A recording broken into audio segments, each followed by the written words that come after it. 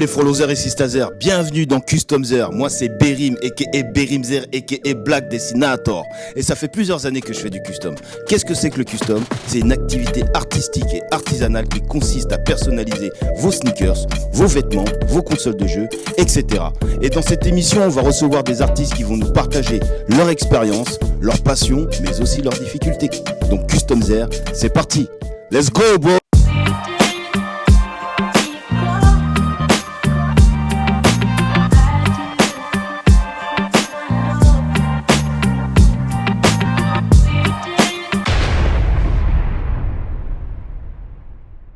Aujourd'hui, on va recevoir la révélation du custom français.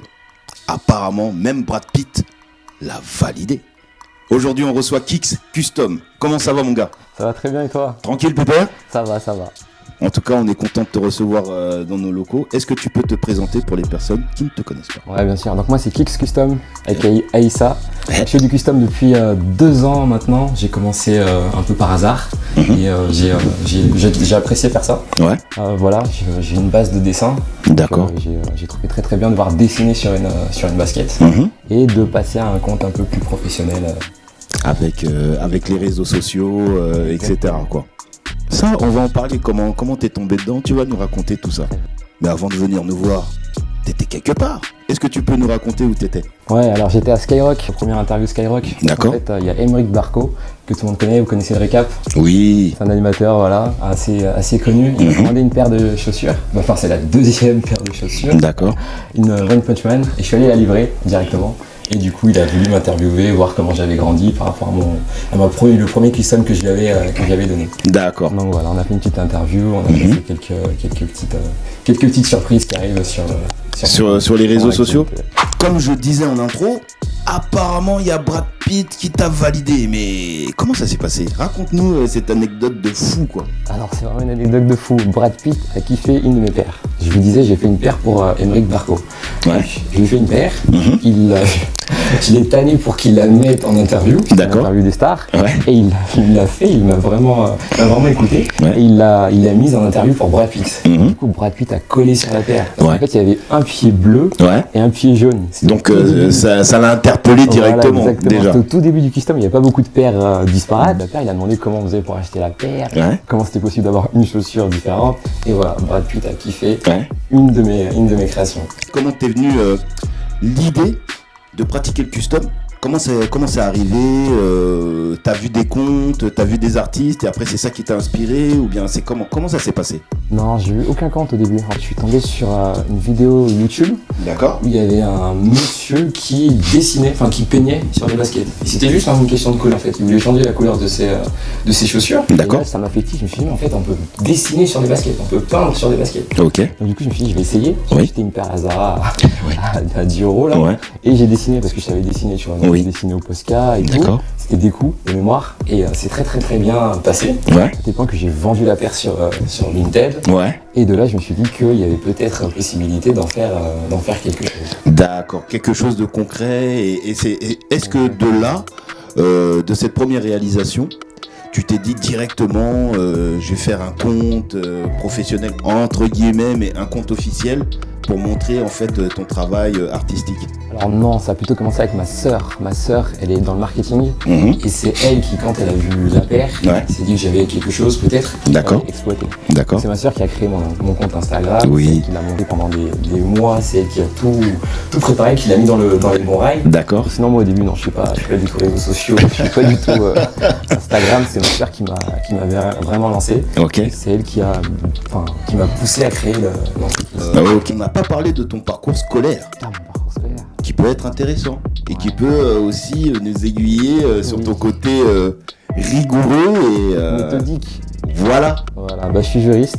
Je suis Ok. juriste en marché public. Ok. Donc voilà, j'ai fait des études de droit. Mhm. Je travaille encore en tant que juriste et je fais du custom accessoirement. Donc voilà, à la maison c'est URSAF et marché public et basket. Donc voilà, Ok. il y a un peu d'ordre. Oui, ça a intérêt À à la marcher maison. droit. J'ai l'impression qu'il faut être en règle là Un peu pour carré, le coup. ouais. Mais quelles sont les difficultés en fait que tu rencontres en combinant ton activité de custom, ton activité professionnelle et ta vie de famille?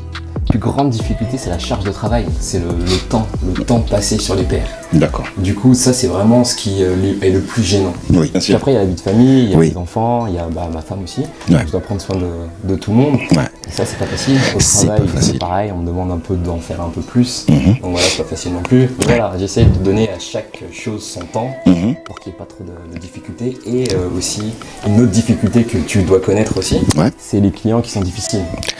Donc voilà. Oui, c'est vrai que au niveau clientèle, c'est pas évident. C'est pas évident parce que chaque personne est différente, chaque personne a des attentes différentes. Et est-ce qu'il t'est arrivé des gros pépins avec certains clients? Ouais, bien sûr, ouais, j'ai des commandes difficiles, j'ai des commandes que j'ai dû annuler en cours de route. Aïe! On s'y prenait mal en fait. Ah ouais, d'accord. Il y a des gens qui sont vraiment très très très exigeants et qui veulent vous imposer le dessin. Mais moi je considère que c'est de l'art Mhm. et du coup on peut pas imposer à un artiste d'aller faire quelque chose. On est d'accord. Donc voilà, donc on était déjà pas d'accord sur le design, Mhm. ensuite tu proposes une première esquisse, ça Ok. va pas, une deuxième esquisse, ça va pas, une troisième esquisse, ça va toujours pas. Ouais. Et du coup pour pas perdre trop de temps, Mhm. du coup j'annule ce genre de commande. Ah d'accord. Voilà, Donc j'essaie de faire que ce qui me plaît, entre guillemets, tout le temps. en gros, pour faire simple, on te demande un personnage Ouais. et on te laisse carte Ouais, blanche. c'est ça, exactement. C'est ce que je préfère le plus. Les cartes blanches. Il faut que je puisse créer ce que je veux. Bah, j'ai envie de dire, est-ce que c'est pas le but aussi d'un artiste La base, c'est ça. d'avoir vraiment cette liberté de création et de pas être enfermé dans des cahiers des charges qui peut être un peu chiant? Après, tu crées tout seul ton cahier des charges, mais c'est le tien. C'est le tien. Et quand c'est le tien, c'est différent. C'est quand même quelque chose de différent. On Tu est peux d'accord. t'exprimer à 100%. On est d'accord, on est d'accord. Et puis, du coup, ça enlève le côté difficile en fait. Parce que tu t'amuses. Bien sûr. Quand c'est quelque chose que tu as créé toi-même. Je vois beaucoup de tes publications, mais pourquoi t'es aussi discret sur tous tes réseaux sociaux? Alors, c'est un choix de valeur, c'est une question de morale. Mhm. J'estime que j'ai pas forcément à montrer Mhm. ma tête Ok, pour pouvoir vendre mes produits. bien sûr. Et au niveau moral, voilà, je pense que, comment dire, j'essaye de m'améliorer chaque jour. Mhm. Et voilà, je pense que j'ai un fond un peu, j'ai un ego qui est déjà assez important. Et j'essaie de le canaliser Ouais. avec de la spiritualité. Et moi, j'ai pas besoin Mhm. d'exposer. Mhm. En plus, je D'accord. pense que ça me nuirait, en fait, spirituellement. En gros, c'est vraiment une question spirituelle. Ouais, Et là, tu viens de parler d'ego. Mhm. Et la chose qu'on peut dire également, c'est que un artiste qui n'a pas d'ego, c'est pas un artiste. C'est pas un artiste. C'est comme les footballeurs. ça Un footballeur peut. qui a pas d'ego, c'est Exact. pas un footballeur. On est d'accord. Parce qu'un artiste qui n'a pas d'ego, comment il fait pour progresser? Voilà, exactement. Comment il fait pour J'en ai progresser? j'ai un gros ego, mais j'essaye de le De le canaliser. En tout cas, c'est tout à ton honneur. Exactement, ouais. Mon travail, c'est moi. Mon produit, c'est moi. Mhm. Donc en fait, vous me voyez indirectement. Exactement, exactement, Pas besoin de exactement. me mettre un visage. Bien sûr. Ça répond à une demande qui est actuelle. Voilà. Un peu du voyeurisme. On veut voir qui est derrière. Exactement. On veut pouvoir dire oui, je le connais un peu. Mhm. Tout ça. Mais moi, je suis pas de cette école-là. Je suis de l'école d'avant où le produit passe devant la personne. On est tous. Main travaille mieux que mon visage. Ouais, bah, je suis totalement d'accord avec toi. Je valide totalement. Parce que à ce niveau-là, ben, c'est l'art qui compte. Ouais, c'est là. Mais c'est vrai qu'on est dans une époque où la personnalité, le voyeurisme est un peu exacerbé. Et parfois, c'est le personnage qui est vendu Ouais. et pas ce que tu proposes. Ouais, tout à fait. Donc c'est vrai que ça peut être un petit peu malsain comme vision des choses. Mais après, on n'est pas là pour juger les gens. Non, et Quand on regarde bien, c'est comme ça que ça marche et de plus en de plus. plus en plus. Ouais. La personnif. La Exactement. persona. Comment on dit? Personnification. Merci monsieur. Ah, français c'est compliqué. Hein. Jusqu'au réel en fait. Ouais, bah ouais. Les réels qui percent maintenant, c'est les audios d'origine. C'est plus forcément les musiques, c'est quand t'expliques comment Et- t'as fait ta paire. Exactement. Tu vois, il faut montrer ta voix, il faut montrer tes mains, il faut montrer ton visage. Ouais, La prochaine étape, c'est quoi? Il faut faire des lives. exactement. Enfin, voilà. Exactement. Et on a remarqué que l'algorithme change Tout le tous les 2 mois, tous les 6 mois. C'est incroyable. Insaisissable, ouais. Insaisissable, hein. Insaisissable, ouais. Quels sont tes futurs projets, aussi bien professionnels que personnels? Alors, j'ai pas mal de projets personnels. Je dois emmener ma famille connaître leurs origines. Ma femme est marocaine, donc on part au Maroc. D'accord. Ils sont béninois, donc on part aussi au Bénin. Ça c'est super. Je vais prendre soin de mes parents, ça fait longtemps que je les ai pas vus. Mhm. Et au niveau professionnel, il y a mon site internet qui sort dans pas longtemps, dans une semaine à peu près, il est prêt. On est en train de faire les tests. D'accord. Puis après, il y a une exposition que tu connais bien. Mhm. Et puis après, voilà, J'espère que c'est ma marque de fabrique et qu'elle se voit. Toujours essayer de progresser, changer de PR, changer de design, apporter du nouveau, créer des choses nouvelles sur des baskets. Voilà, c'est l'objectif principal, on va dire, au niveau professionnel. Bah, en tout cas, c'est tout le mal que l'on te souhaite. C'est gentil. En tout cas, je te suis depuis le début. Oui, je sais. On se suit depuis le début. Ouais. Une belle amitié qui s'est créée. Là. Ouais, c'est clair. On se suit depuis le début et j'ai vu la progression du gars. Et surtout, j'ai vu la passion. La passion qui est réelle. Quand on est passionné, on triche pas. Ça. Pas besoin de retoucher les photos. Exactement. La passion, on peut pas tricher. C'est clair. Soit on l'a, soit on l'a pas. Et toi, mon frérot, tu l'as. Donc tout ce qu'on te souhaite, c'est d'aller le plus loin possible. Et de toute façon, on est là. On est ensemble. On est ensemble. Ok. Nous sommes dans la galerie Sakura avec le gérant de la galerie, JB. Comment vas-tu ? Bah ça va bien, merci. Ok, je vais te poser quelques questions par rapport à ton activité de la galerie. Comment t'es venue cette inspiration de créer cette galerie et surtout le concept de la galerie ? Alors, donc là on est dans la galerie, on est dans le Marais, juste à côté de l'hôtel de ville, rue du Bourg-Thibourg. On est installé ici depuis 9 ans maintenant. Voilà, mais la galerie est un peu plus ancienne puisqu'on l'a créée il y a 11 ans.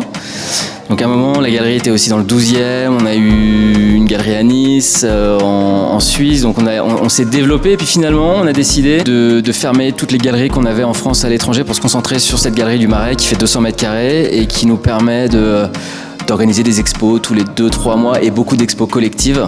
C'est généralement on réunit sur des thématiques précises, mais j'aurai l'occasion de t'en reparler un peu. On réunit entre 50 et 400 artistes. Alors c'est une longue histoire, c'est-à-dire que je te disais la galerie on l'a créée il y a 11 ans parce qu'on était 2 à la créer à l'époque. Au début c'était une galerie qui tournait autour de la photographie.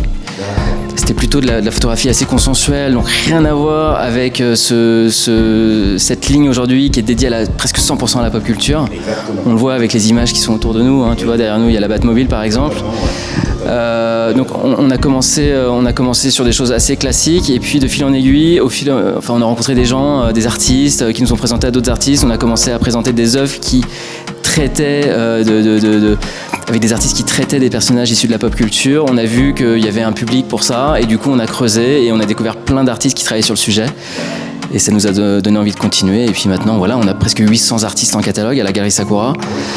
Et sur les 800, il y en a 700 qui revisitent l'univers des super-héros à leur manière, de manière décalée ou plus classique. Enfin voilà.